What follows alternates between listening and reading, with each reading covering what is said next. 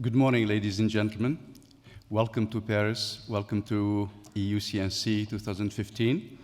I'm Hikmet Sari, the Technical Program Chair. And I have here the General Co-Chairs, Mario Campolargo and Nicolas Demassieux.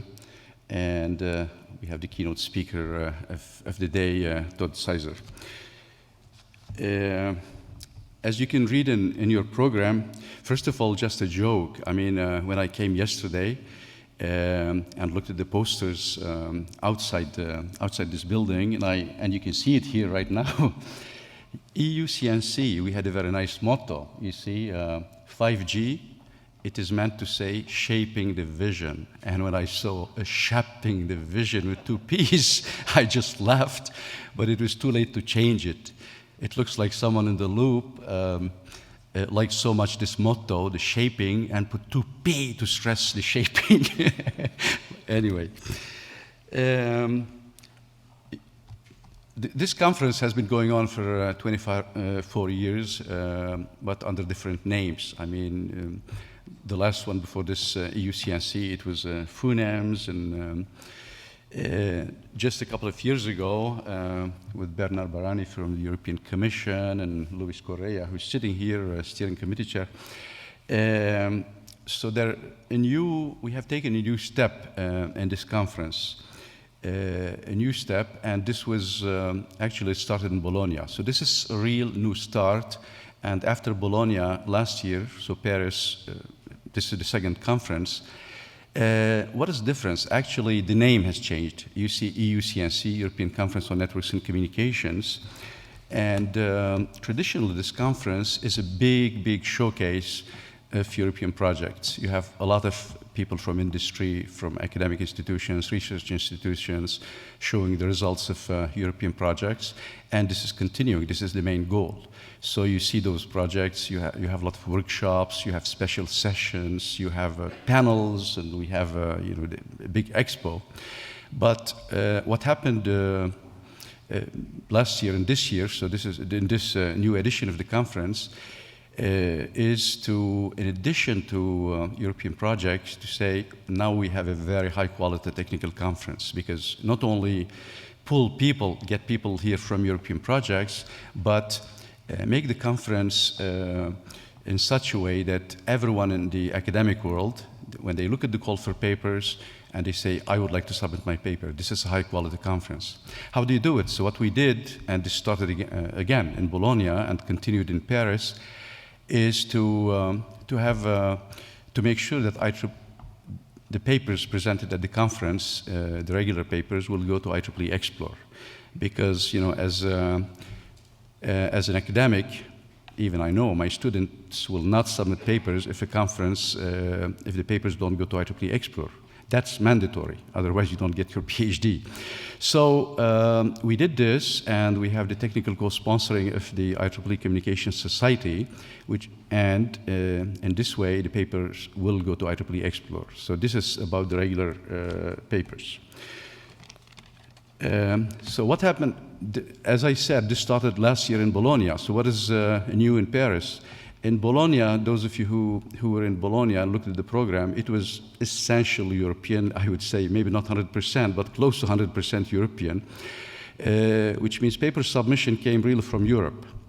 And what we did this year is to publicize the conference worldwide. So we had a goal to make it global, because if you have a conference, and you get people from all around the world. You get papers from all around the world.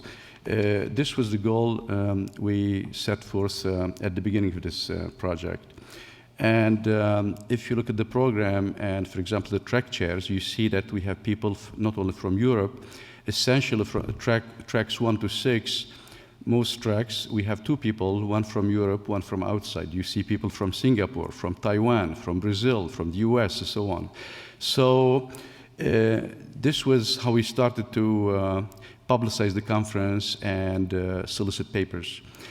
And in the end, when we had the paper submission, actually last year in Bologna, I guess they had like 170 papers, regular papers.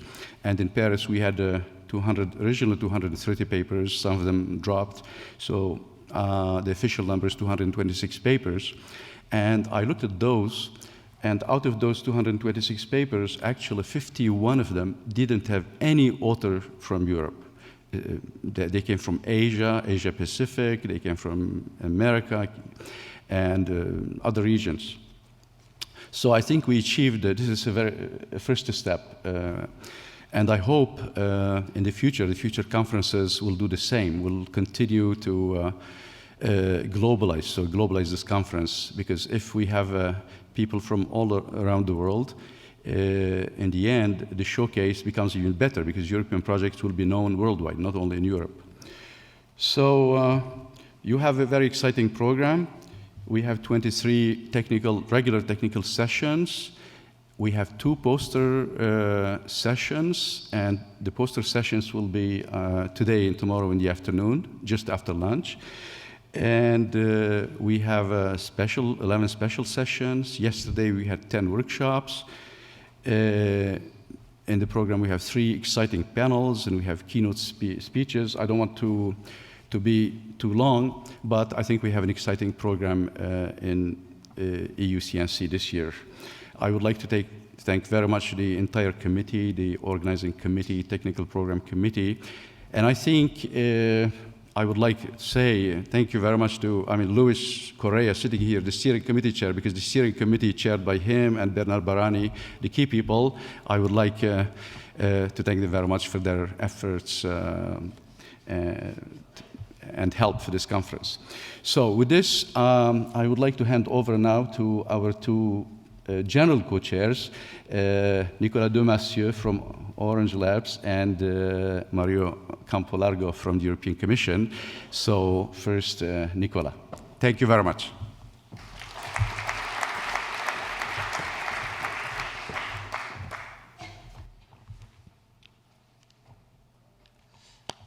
Okay, ladies and gentlemen, first welcome in Paris, or I should say ici les Moulineaux. It's not far from Paris.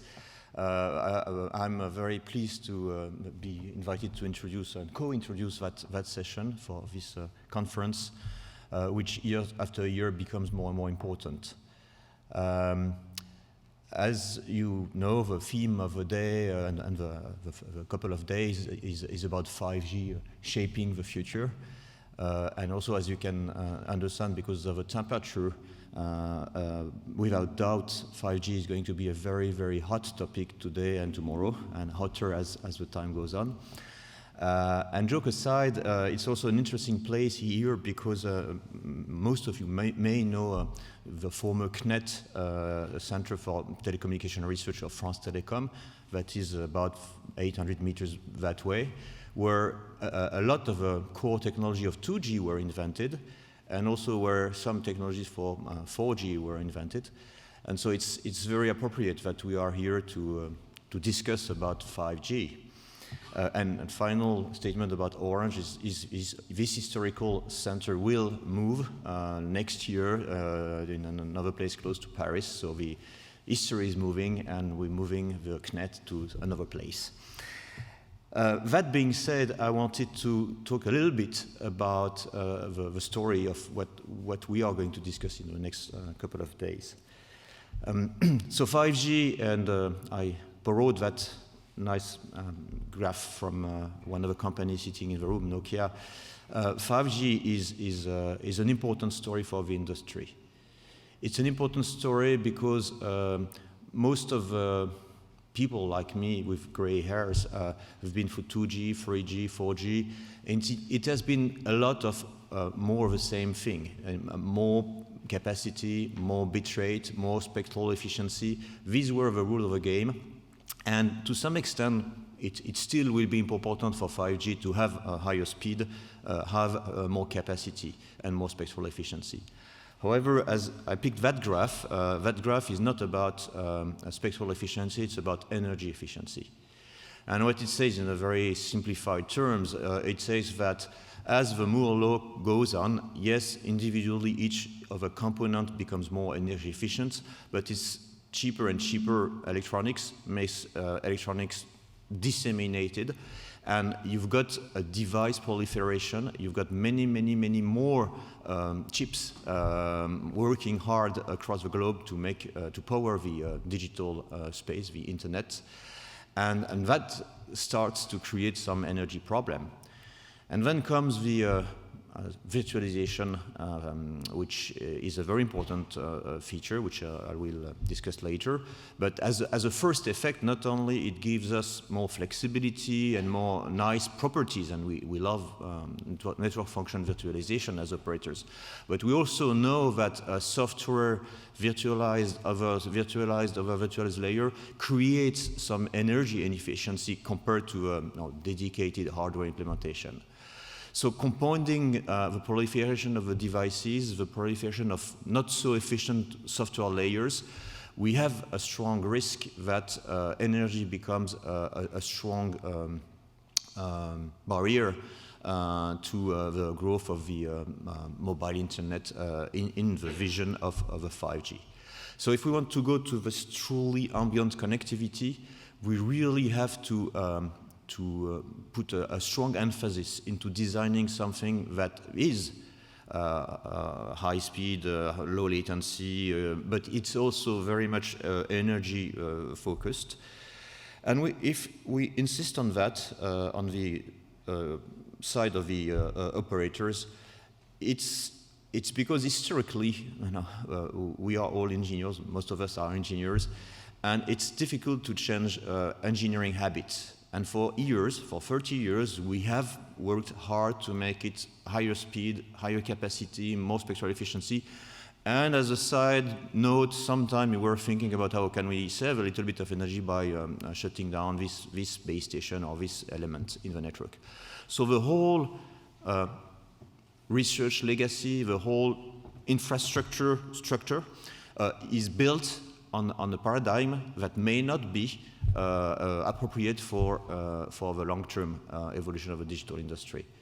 So I'm insisting on that just to make sure that every researcher wakes up in the morning and start thinking energy first, and then capacity and high speed and performance. And I think it's going to be a change of mindset that if we do it right, will create a long-term technology basis, which we need, obviously, for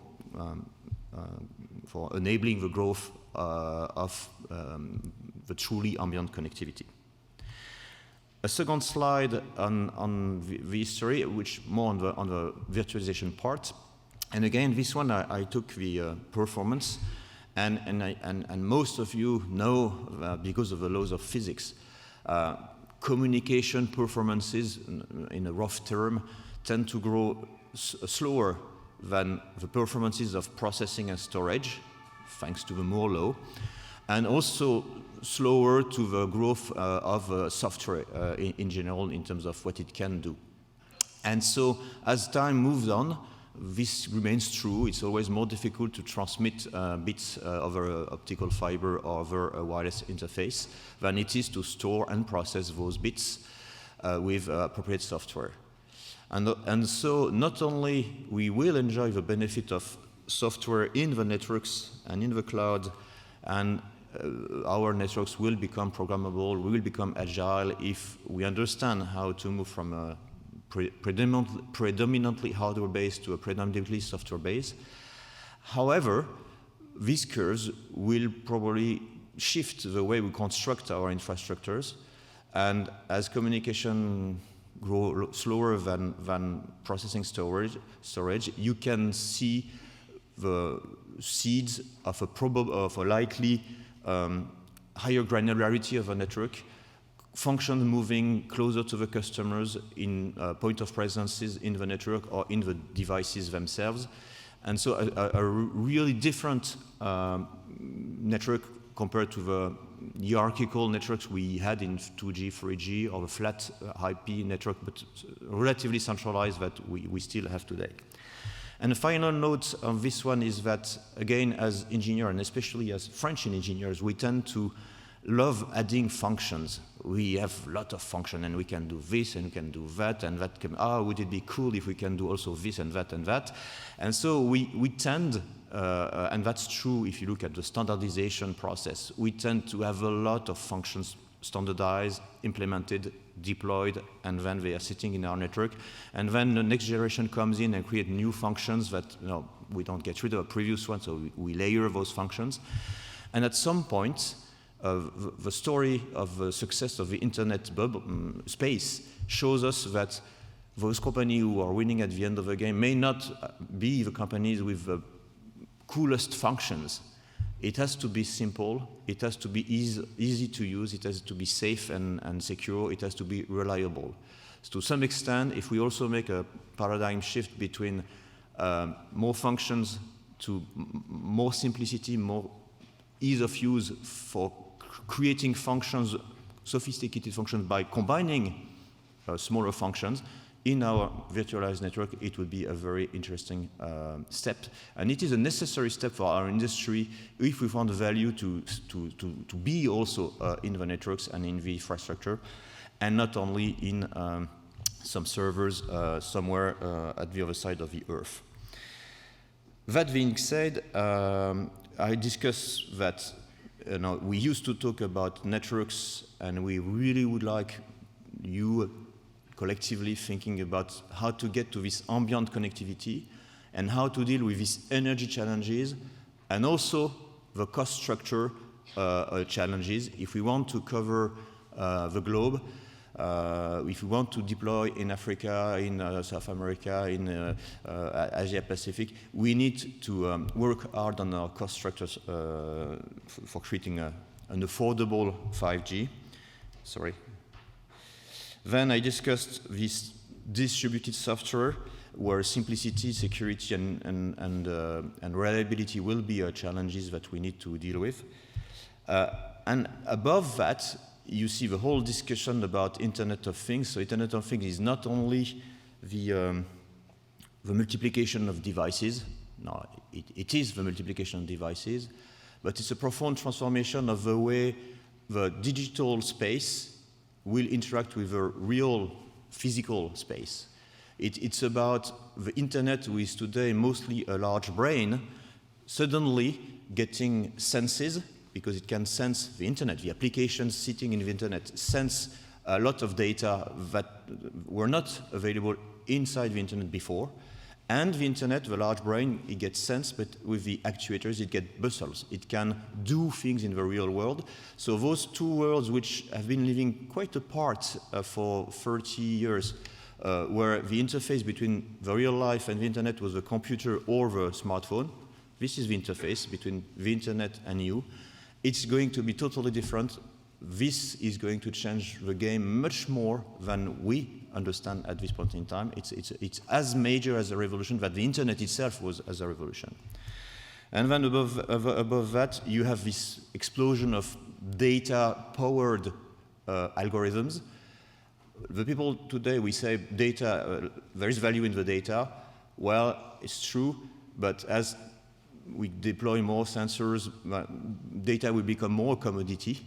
And what you do with data, the information you extract from the data becomes the scarce and valuable resources. So that being said, this was a sort of long-term vision of the future. In the name of the organizer, in the name of Orange, we are very pleased to welcome you in EuCNC for this conference, EuCNC. I wish you a very good work and not too hot one.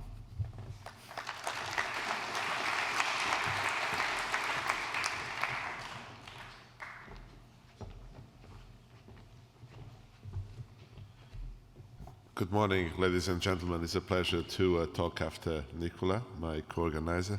I don't know how to move this into something else. Right, okay. I don't know. This is this one?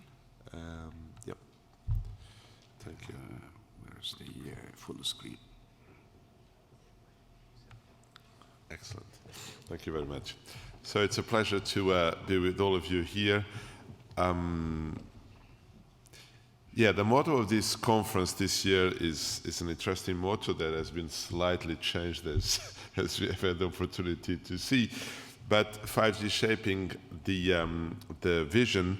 It's interesting that we do this in a conference that has been 24 years old, although changing names as we heard in the beginning, but that every year has marked the pace of progress of research in networks in Europe.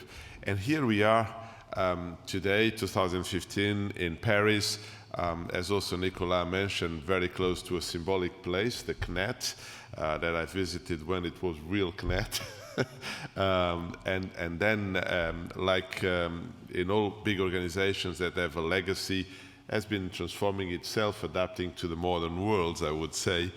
And again, at this conference, I was very pleased to be last year in Bologna.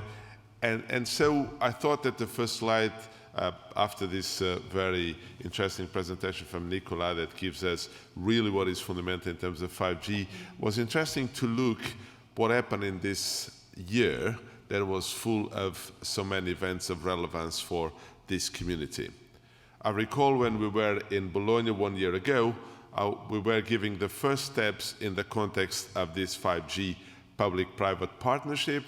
There were for sure certain high expectations, also fears, doubts on all of us. We were looking to the first real call in the public-private partnership, an engagement from the industry and from the public authorities to take on board a strategic agenda with a significant time span.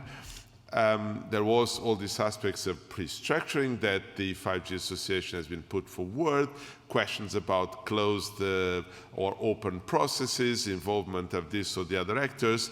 Where are we today, 1 year later? A lot of progress. I would like to draw the attention on the regulation side, the digital single market, much beyond the telecom single market as we knew it until recently, puts forward more ambitious perspectives, at least in areas like net neutrality, aspects of spectrum. This is particularly important for us because removing the administrative barriers to, for example, small cells deployment is very fundamental, is, I would say, a precondition to make sure that 5G will be deployed tomorrow.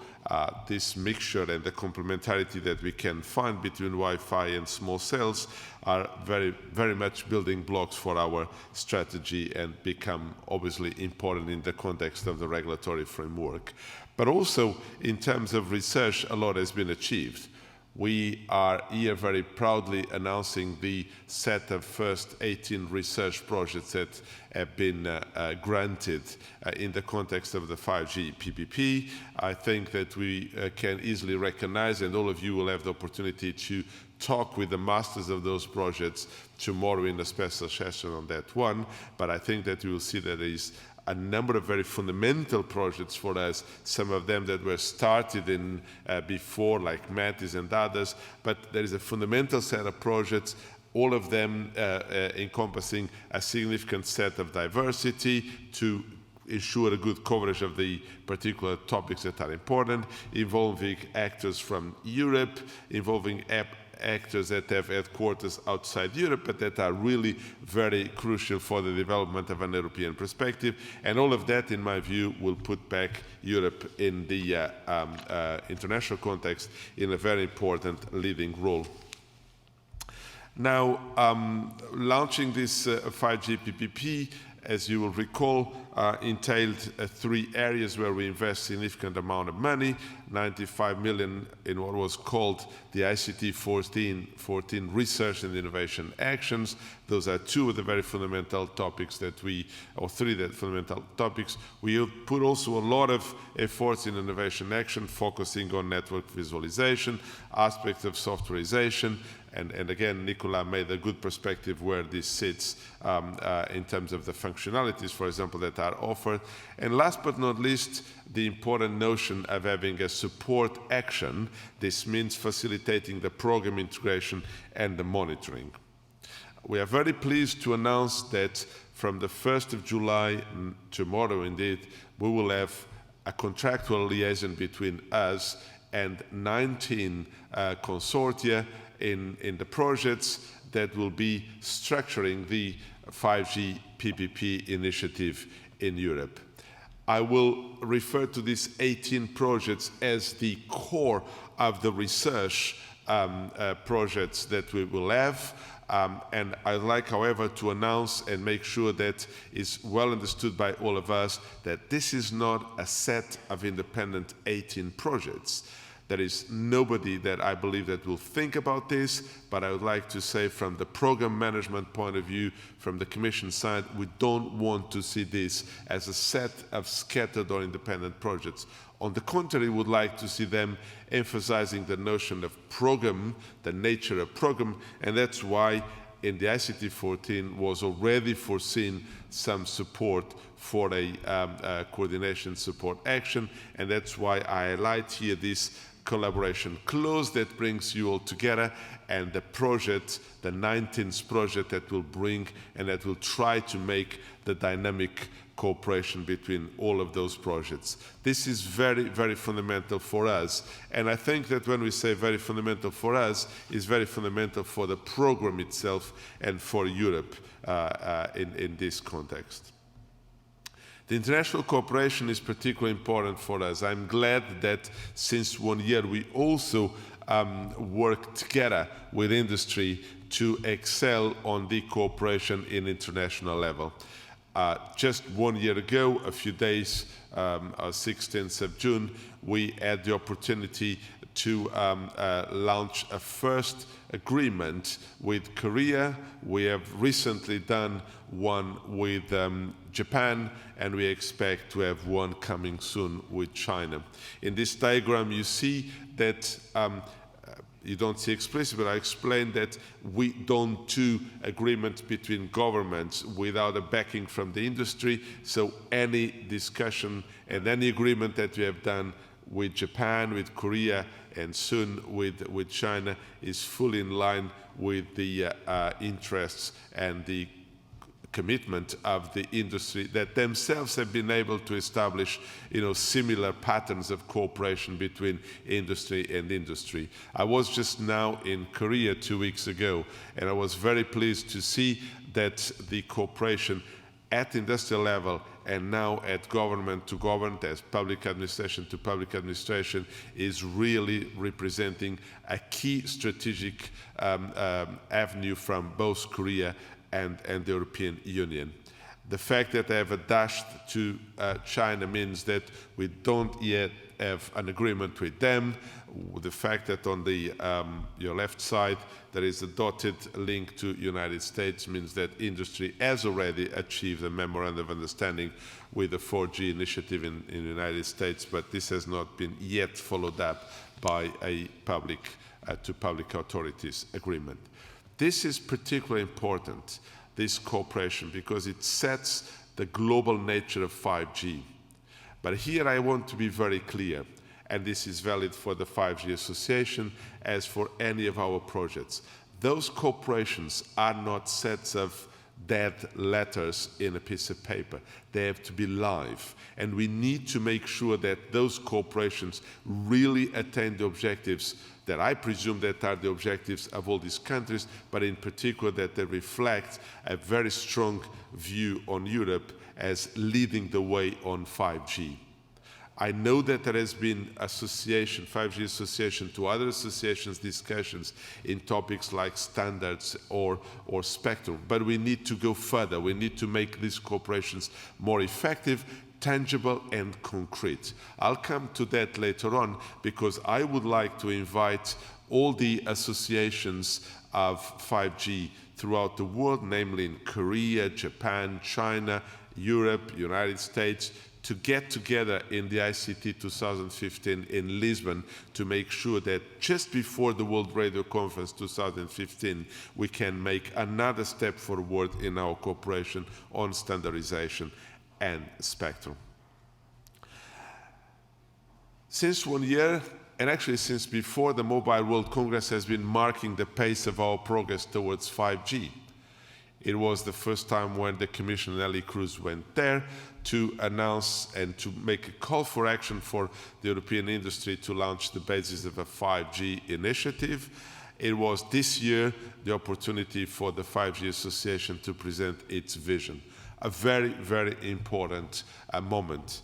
We wanted, as the European Commission, to mark this moment, and we were very glad that Commissioner Oettinger that embraced the 5G as one of the key strategic initiatives that he wants to deliver during his mandate, was present with the CEOs of the various industry, marking really the commitment of the European Commission towards the 5G process and towards the support to our industry. The Commission has been consistently talking about rejuvenating our industry, a kind of renaissance, an industrial renaissance for Europe. And 5G is underlying these efforts because it provides not just a further impetus to the telecom industry, but it has an impact in a lot of other industries that need to be digitized. And this is a topic of primary interest for our Commissioner. I think that it's important to say that since 1 year, we have been also mobilizing our stakeholders to prepare the ground for the work program 16 and 17, and we have been having a lot of discussions on how to make the 5G Association in Europe more operational, more impactful, and with a higher commitment from the top level of industry. Because we could see, when we look to the ahead of us, we could see a lot of plans that have been put forward around the world by individual companies, by countries, by standardization bodies, in what has been normally associated to the notion of a vision on 5G. Deliberately, I put them in a way that you cannot read easily, because I don't think that this is important. What is important is that on our side we have also been able to define the key elements of our vision, and Nicolas made very good statements, for example, in terms of energy, in the aspects of data and IoT, in the ability to support various vertical sectors. But this means that, once a lot of organizations have done visionary documents, once we ourselves have been able to propose a very consistent, and I would say a very ambitious vision for 5G from the European industry side, it's now time to move forward. It's now time to move beyond the vision and to really start delivering the concrete system perspectives, the architectures, going into test beds and implementations. And this is the nature of the work that is waiting for us. And this is the importance of the projects that we are just about to launch. Let me repeat again, our vision is ambitious. It requires real cooperation. It requires trust. There is no time to lose. There is no time to lose between small, questions, between projects or organizations. We need in Europe to get united to make sure that we can lead again in the domain of mobile, and in particular in the domain of 5G. Now, we have a lot of challenges ahead. There are different perspectives when we talk with actors from different parts of the world. I mean, what are the services, what are the requirements, focusing more on IoT, more on data, more on broadcasting, more on high-definition TV. Those are slight differences, but they have a merit, is that 5G, having the ambition to respond to all of them, means that we need to incorporate these complementary requirements in an unified architecture and service perspective. Regarding the services priority, what are the services that we believe that are the first ones to be implemented, and when they are going to be implemented, the aspects of involving from the very beginning the vertical industries to help us in the definition of what the 5G is, making sure that we can clearly make others understand what is the real nature of the difference between LTE and 5G, what are the differentiating factors, are all elements that are fundamental for us. And last but not least, to look to the socio-economic studies. I mean, we have launched in May one important socio-economic study around the verticals and the impact that they have in our society. And this will be very important for all of us. But success factors for the 5G to the future are aspects now linked to the building blocks that we have already, the projects, the 5G association, the international dimension, the spirit of cooperation, the mutual trust. But, we need now, as I said before, to move very quickly into operational modes. We need to be able to collectively deliver in the expectations and to contribute significantly to the milestones that we have agreed at global level. And above all, we need to have a very strong European representation in the international fora, and we need to make sure that we have our strategy endorsed not just by the researchers, but by the top-level decision makers at private and public level. This is very fundamental. 5G PPP is not just a research initiative. It's a strategic and a policy-oriented initiative. It has to be linked to the digital single market that we just announced around 2 months ago. It has to get high priority from our top decision makers.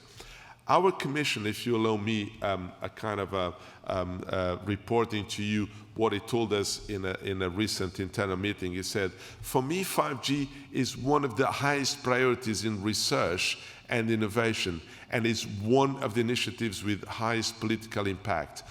I want, and he said, I want, he put it in the first person, I want to make sure that I discuss with the top industrial leaders to make sure that I know every time where are we standing in the international scene, and that we are not just followers but leaders. And I want to do several times a year a direct contact with CEOs to monitor and discuss with them the progress. So I'm turning it to Nikolai and the others to make sure that we are able in the 5G Association to deliver this, monitoring and impulse and strength that may come from a guy like Commissioner Oettinger that is fully committed to make Europe back in industrial terms, and that sees that 5G is fundamental for that. I don't need to report to you that there are key factors that will make sure that we will be in or out of this leading position. The standards, alignment with the 5G timeline. We see a lot of standards bodies and organizations putting forward their timeline, their calendars. We are fully aligned with them. I think that the phase 1 and the phase 2 have not just the merit to be aligned, but have a huge responsibility in making sure that we contribute significantly to those milestones that are involved in calendars of standards organizations, for example. Speaking about standards, we are not just talking about traditional standards, not just talking about telecom standards. We are talking about software, we are talking about a number of other formal or informal standards whose cooperation will be determining the success of 5G. On spectrum, we are in a crucial moment. We are now in July. In November, the World Radio Conference 15 will be very important. Member states are still discussing. The Commission has put forward the position to the European Council. We want to make sure that 5G is discussed on the World Radio Conference 19. But there are still different views from member states on what sort of discussions we have to have there. We need to have your informed position to make sure that 5G is enabled by the decisions that are taken in the World Radio Conference, or the various ones. We said, and Nicola made this point, that the 5G will be this very integrated infrastructure that will support a lot of the activities that have a significant societal impact. And we say that we are talking about supporting energy sector, or transport, or mobility, or logistics, or smart cities, or health. Well, we need to talk to those industries. It's absolutely urgent It's fundamental for the success of the 5G that we integrate the views of those key actors in our own perspective from the very beginning. So I make here a very strong plea for all of us to cooperate in that endeavor. And it's not by accident that tomorrow we will have here, in this same context of this conference, the opportunity to discuss, because a workshop is taking place precisely on that front. And we are doing informal contacts. Recently we have done a contact with the car industry in Brussels precisely to move this perspective forward. Serving the verticals is going into new fields. We are not just talking about the research perspective. We are definitely talking about new business models. We are talking about what limits the connectivity need to reach to satisfy some of the very demanding requirements from, say, connected cars. It's talking about who owns the infrastructure. Are we able to slice our own network infrastructure to give each one of those actors the perception and the quality that a specific network for themselves would deliver? We are talking about agreements in terms of service level. We are talking about the requirements in terms of future wireless systems, because obviously most of the communication will be wireless. But we are also talking about regulatory and spectrum requirements, and as I said before, with significant impact in terms of, for example, standardization. IoT, data, cloud, I think that they are the three faces of a triangle that will be the growth engine for Europe. IoT in particular will bring new ecosystems of innovation that can only get to the right level that they expect to be if the infrastructure is coming up also to their expectations. We are particularly keen on developing in Europe a very strong IoT market. We have just closed the call with a significant amount of money, there are the 50 million, where we have paved the way to future work that will come next year and that will be seen from the perspective of integrated pilots. We want to take the whole value chain from the sensor side to the communication side to the involvement of the sectors that are relevant in the societal domain. And this is again an opportunity for the 5G to contribute significantly. Let me then conclude to say that I'm very pleased to be here today. I'm very pleased that this conference will mark the launching of 19 important projects, the first wave of research and coordination project for the 5G PPP. To reiterate again that the PPP is not a set of projects, is an integrated program that has to have significant impact on standardization, on spectrum, that the 5G PPP and the association behind it has a particular role in this domain, that the international cooperation is seen for us as a must because we would like to have the 5G as a global perspective. And, you know, all what may seem at a distance as differences has to be transformed into synergies and opportunities. I challenge all of our projects and all of you to be able to demonstrate some of the early results, for example, in Korea in the Olympics in 2018, or later in Japan in 2020.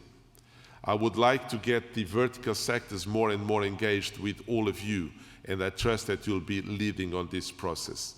And above all, I would like to leave a very strong message to our 5G Industrial Association.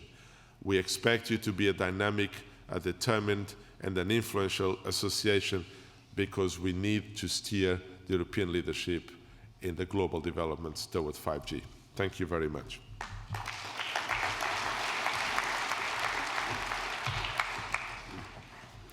Thank you very much, Mario, for this interesting presentation. I think it's now time to move to the keynote speech of the day.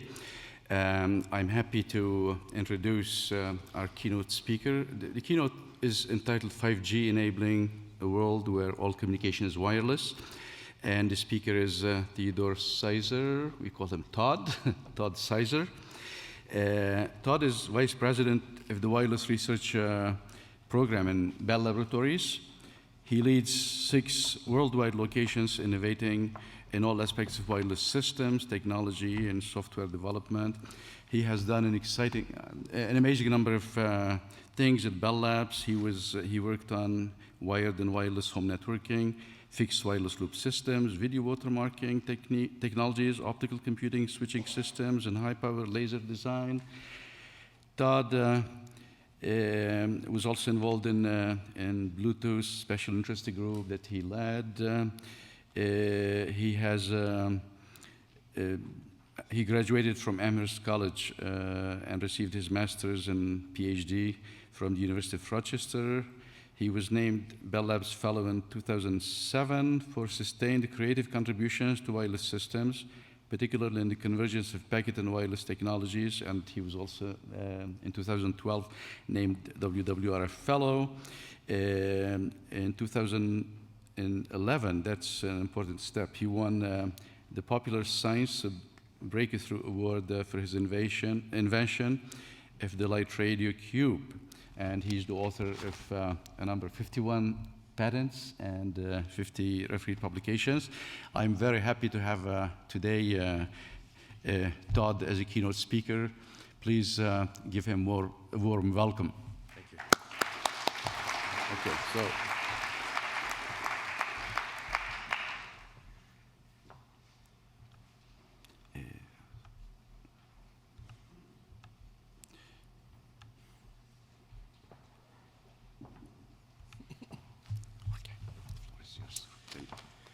Well, thank you, Hikmat, for that nice, warm welcome. And I'm between you and coffee breaks, and the time is short, so let me get right to it.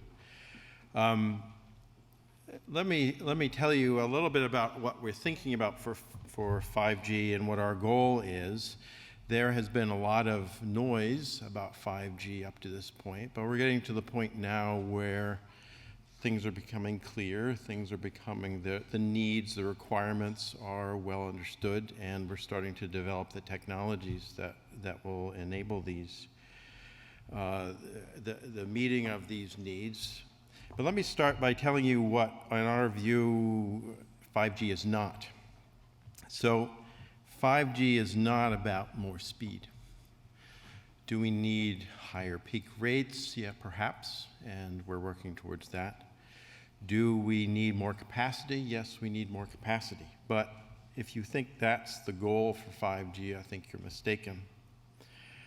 Is it about a new 5G air interface? Well, again, I do believe that we need a 5G air interface. But having a whole new generation just around trying to improve the 5G interface, I don't think is the main goal. Is it about enabling this new machine-to-machine or Internet of Things world? That's important.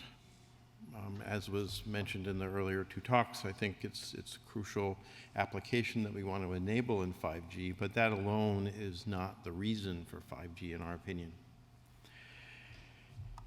The reason for 5G are these 3 little girls. And let me explain.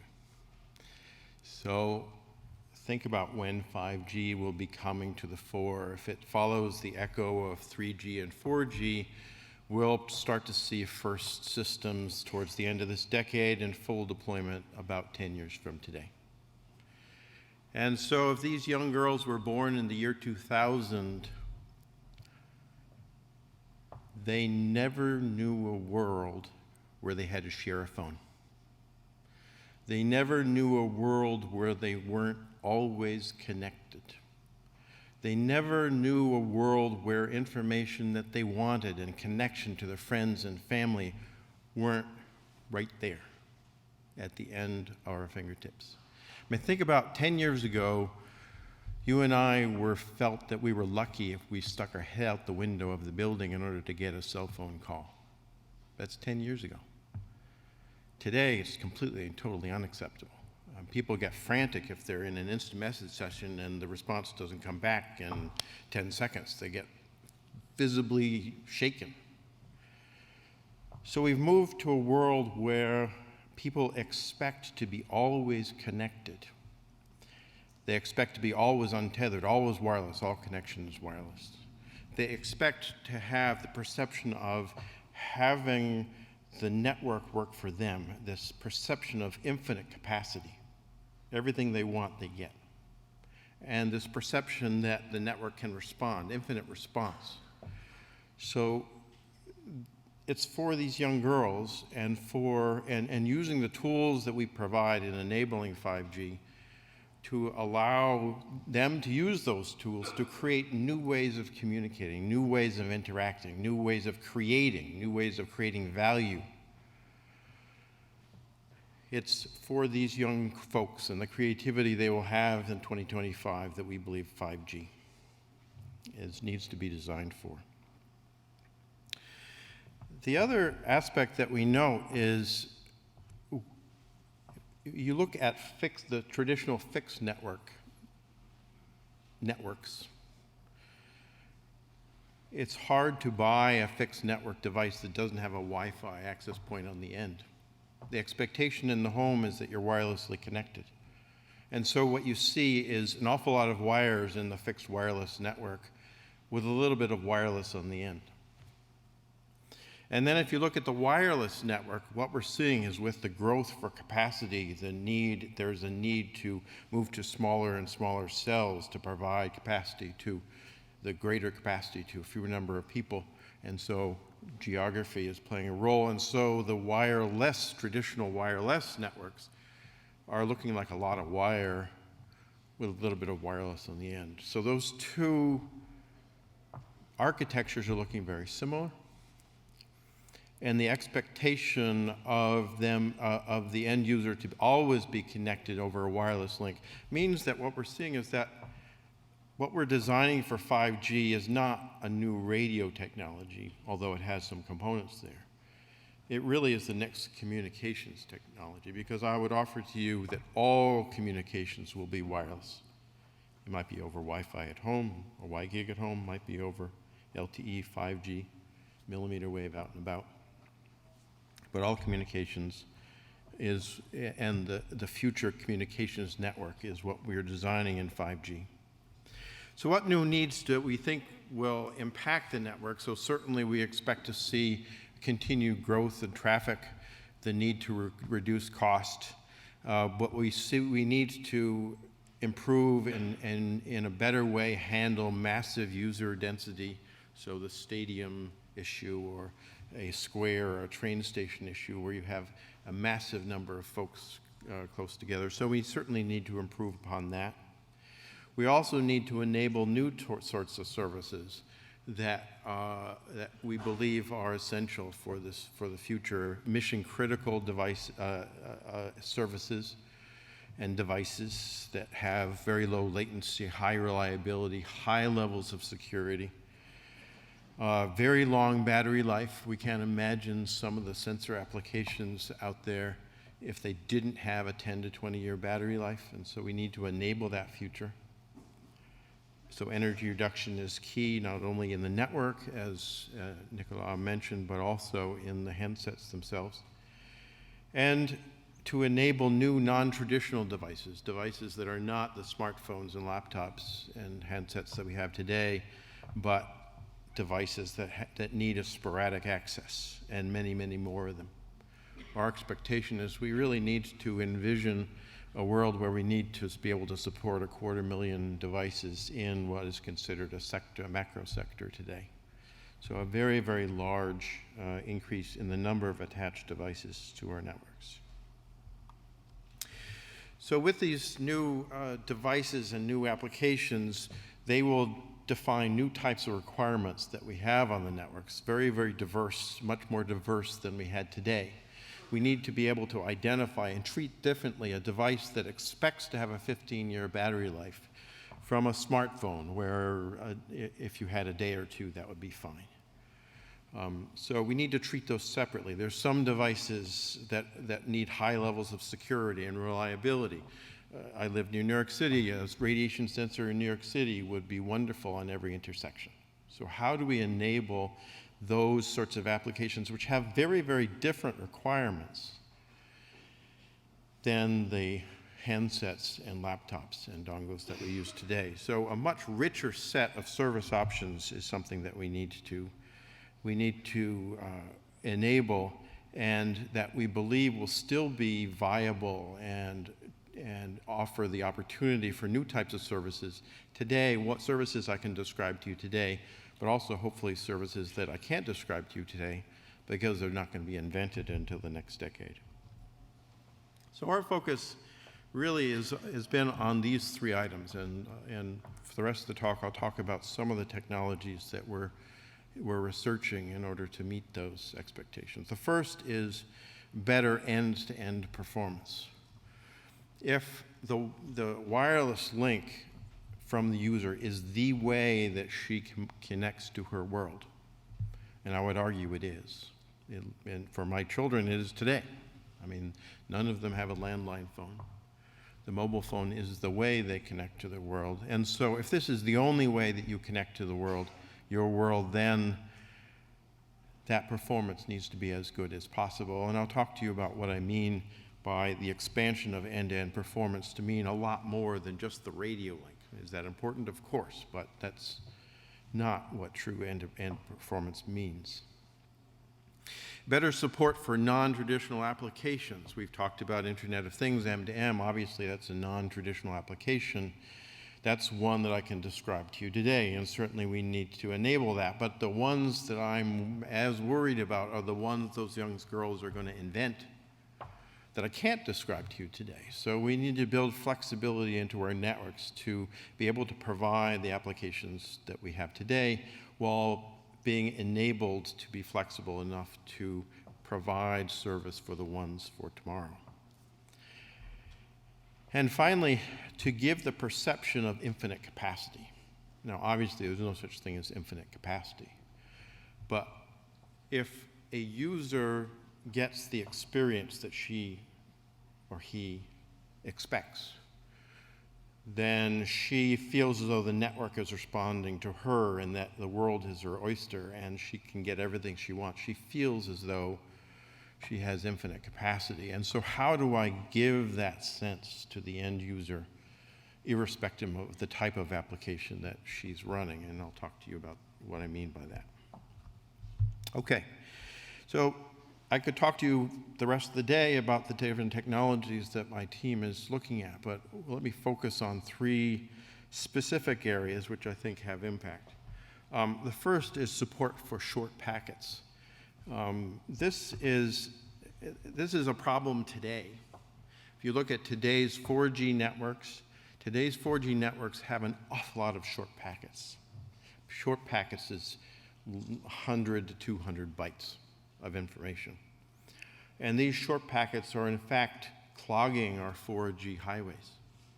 They're not the majority of the data. The majority of the data is still video, but they are a large fraction of the transactions, of the expectations, instant messages, acknowledgments. So keep alives, like is shown here, have an awful lot of traffic back and forth. Legacy from wireline days that just transitioned to wireless, we do the same way. And so these keep alives really are putting a strain on the network. And you can see that if you look, this is a little bit of an eye chart, my apologies. But the x-axis is from 0 to 1200 bytes on each of the 8 graphs. And what you can see, and it's a CDF in the vertical dimension. And so for uplink on the top and downlink on the top and uplink on the bottom, for 4 different types of traffic, you can see the vast, vast majority of packets are significantly less than a couple of hundred bytes. And so this is today's traffic. And then if you expand to what we expect for tomorrow, Internet of Things, a lot of the traffic there is similarly short. The information that you want to send or receive, small control messages, different sensing messages. This will also increase the number of short packets that you require. But what I show here is the fact that, in fact, there are short packets and then there are short packets. Some have different expectations for long battery life or security or reliability, very, very low costs, very deep range. Each type, there isn't a single type of machine-to-machine service. There's a great flexibility and richness there, and so in fact the solutions that we provide also need to have a great richness in the way that we support these small packets. So our vision for what 5G will look like is the new air interface needs to be made a lot more flexible so that it can handle multiple services at the same time. And so what we envision in the same spectrum at the same time out of the same tower over the same radio amplifiers, we combine the broadband traffic with the video traffic, as an example, which will continue to dominate the number of bits we send. We combine that together with the ability to handle and efficiently handle short packet traffic at the same time. So you see here the closed loop, or in the blue, broadband traffic that is integrated together with short packet traffic, which is sporadic. A device wakes up, sends its data, goes back to sleep. This is, in fact, the only way that we can envision seeing a 10 to 15-year battery life operation device. So we've been looking at, and one of the inventors of this technology is here in the second row, UFO-FDM. The reason that we believe in this technology and waveform is because it allows you to, through use of a little bit more filtering, allow you to put side by side very, very different types of traffic. And so it provides the flexibility that I was telling you earlier we require, the flexibility to, in the same band, be able to handle different types of traffic, because you can put them very close together and basically treat them separately, even though they happen to occupy the same spectral band. And this is shown here. In the upper left, you can see different time frequency resources, and each one can be defined essentially separately. And so you see some low latency, so very short in time bursts that can coexist next to some broadband video traffic. And so interspersed within the same radio interface, same bandwidth at the same time, you can have a multitude of different service profiles. And in addition, we're doing research into new ways of providing very quick access to be able to have an unsynchronized device wake up, send its data, send a request, and then very quickly with 1 or 2 messages, rather than the 11 to 18 that LTE can provide, that requires. That with 1 or 2 messages, you can get your short packet, your couple hundred bytes, sent through, and off you go. And it's through this magic of this connectionless traffic that you can enable the support of upwards of 250,000 devices in a single macro sector. So, increase in network capacity. There's no magic in how you increase capacity. It hasn't been for many years. There really are only 3 ways of doing it. So more spatial efficiency, which is what we're going through now in 4G, where we continue to do cell division and placement of small cells, greater use of indoor solutions, so reusing the spectrum over and over again, and that will continue in 5G. A second is to look at more spectral efficiency. Well, we've been right near Shannon's limit, which determines spectral efficiency for more than a decade. I would argue we've been within 3 dB of Shannon's limit for more than a decade. And so the way that you can break Shannon's limit or overcome that restriction is by using multiple antennas, a technology known as MIMO, which was invented in our shop back now 20 years ago. And so what we're looking at today is how do you look at at moving from the 2, 4, 8, now 16 antennas that LTE provides. How do we move from that to a much larger number of antennas, and what's the benefit there? So massive MIMO is the technology that we have proposed for improving spectral efficiency. And finally, spectrum, more spectrum. And here, the vision is that we need to do a better job of integrating together the different assets that are out there that use spectrum. So certainly the license band we need to coordinate better, but we need to coordinate in a better way between licensed band solutions and unlicensed solutions, licensed band and shared spectrum, et cetera, so that you can give the perception of connection. The end user, in fact, doesn't really care if they get their information over 5G or over Wi-Fi. They just want to get access to their information. So how can we make this invisible? And finally, millimeter wave, which offers an awful lot of bandwidth, comes with an awful lot of restrictions. And so I think there's an opportunity there if it's coordinated, and I'll talk a little bit more about that in a second. So 3 main ways to increase capacity: better spectral efficiency through massive MIMO, more small cells, of course, as well as acquiring more spectrum either through the World Radio Conference or more likely through better integration with the spectral resources that we already have. So, millimeter wave. There are great opportunity, enormous blocks of spectrum, and enormous technical challenges.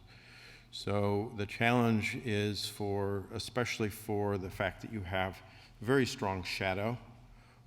So especially at the higher bands at 60 gigahertz, if you turn your head, then you're going to see the signal go down by 30, 40, 50 dB. And so you need to invent new ways of being able to overcome those restrictions, taking advantage of the great bandwidth. I mean, it's there, it's relatively, it may be allocated as unlicensed, and so it would be essentially free.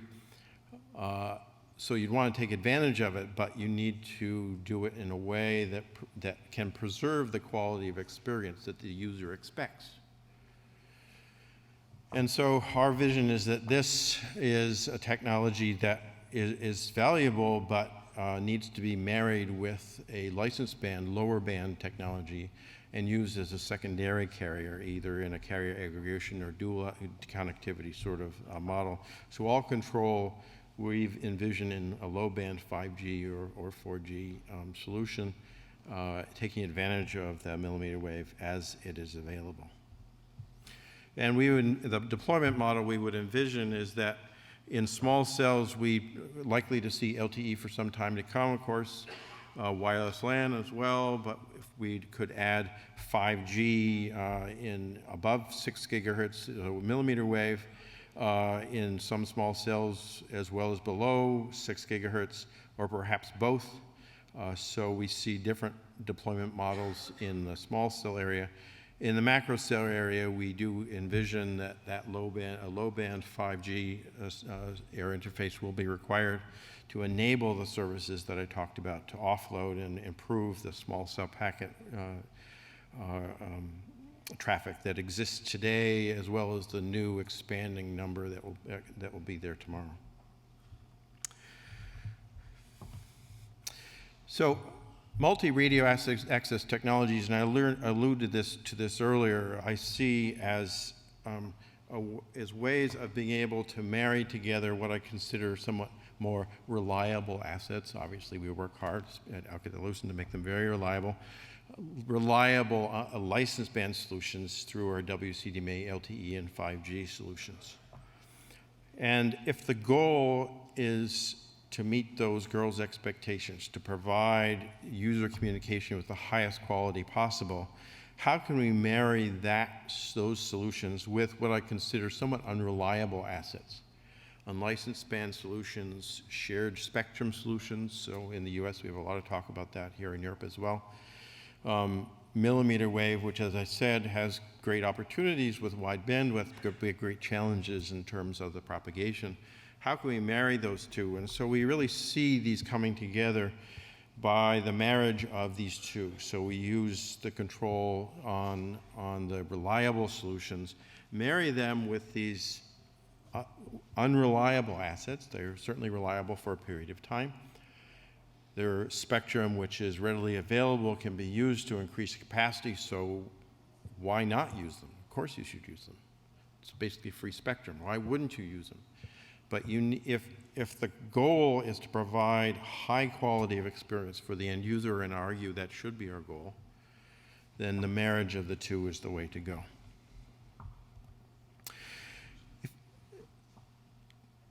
10 years ago, our mobile handsets had one radio in them.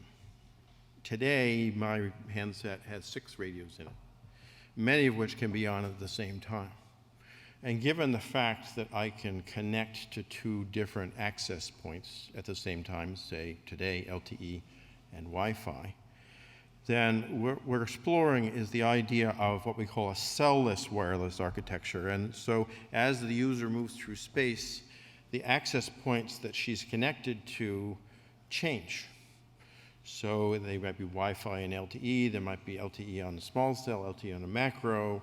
So as she moves, it's instead of having fixed cells and a user attach themselves to that cell and then disattach from that cell, what we do is turn it upside down and say the user is the middle of the universe.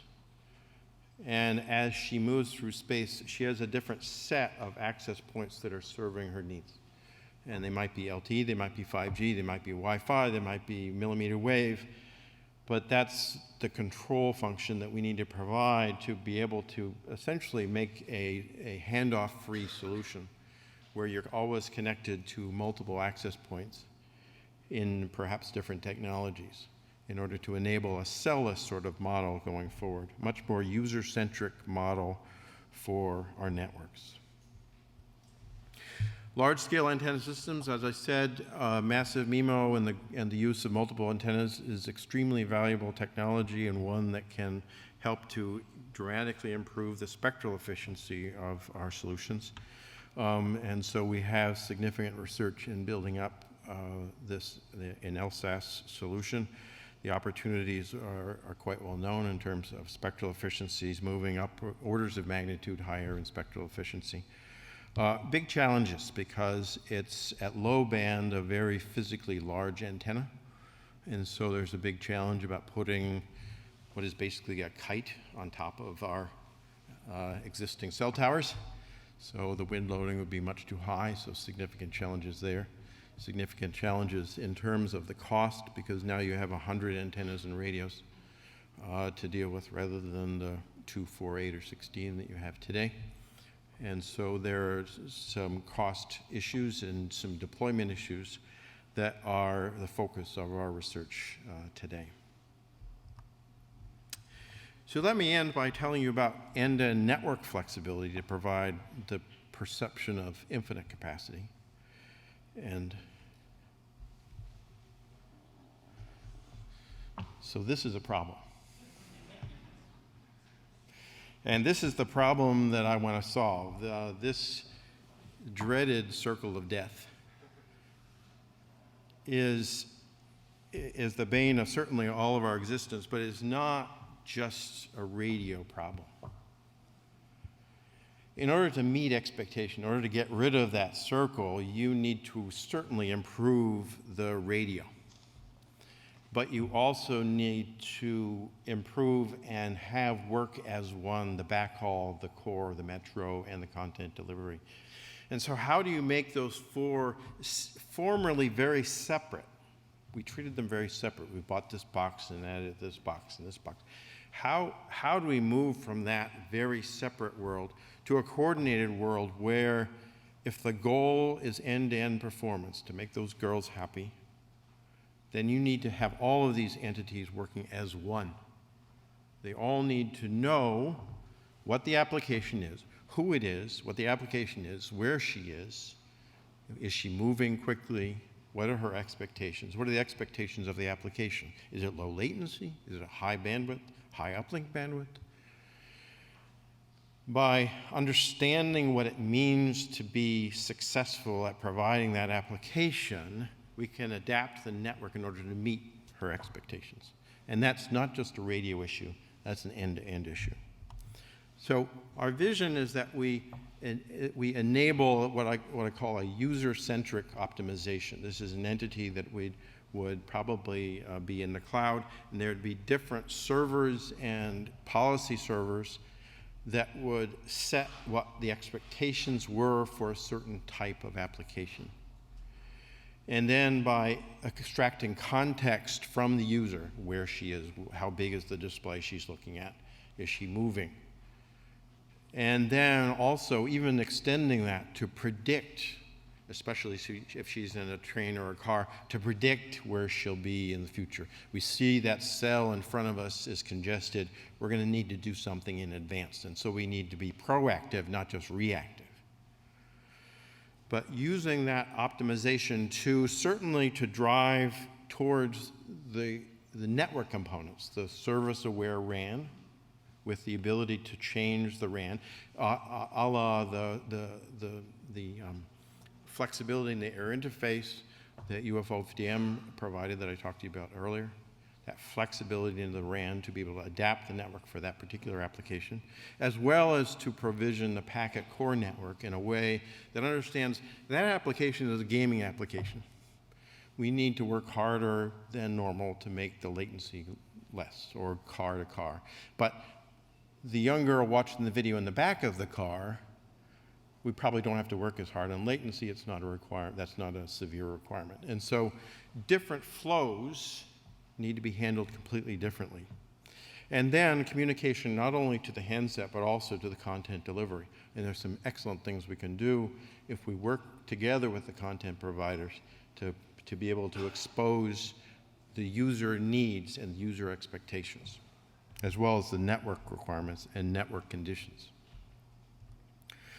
So network slicing is a concept we've been advocating for some time. You've saw it echoed a lot in the NGMN report of earlier this year and was mentioned earlier today.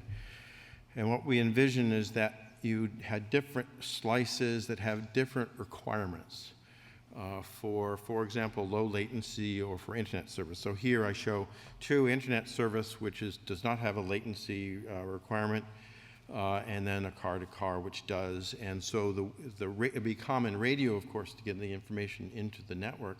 But then in the network, through the flexibility that is being enabled with software-defined networks and network functional virtualization, allows you to slice the network, provide different sorts of slices for different types of requirements.